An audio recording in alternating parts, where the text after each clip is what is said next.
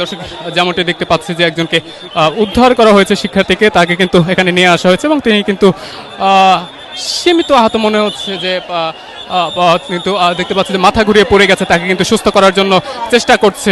এখানে কিন্তু আইন শৃঙ্খলা বাহিনীর সদস্যরা রয়েছেন এবং আমরা একজন গার্ডিয়ানও এখানে দেখতে পাচ্ছি, তাকে সুস্থ করার জন্য চেষ্টা করছেন। আমরা দেখতে পাচ্ছি যে স্বরাষ্ট্র উপদেষ্টা কিন্তু ঘটনাস্থল পরিদর্শন করে বের হয়ে এসেছেন। ঘটনাস্থল পরিদর্শন শেষে বের হয়ে আসছেন এবং সেখানে আইন শৃঙ্খলা রক্ষাকারী বাহিনীর সদস্যরা রয়েছেন।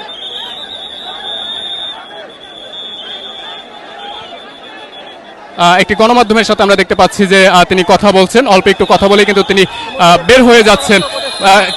ঘটনাস্থল ত্যাগ করছেন। তিনি কিছুক্ষণ পূর্বেই কিন্তু এখানে এসেছিলেন এবং এসে ঘটনাস্থল পরিদর্শন করেন এবং পরিদর্শন শেষে আমরা দেখতে পাচ্ছি যে তিনি বের হয়ে যাচ্ছেন।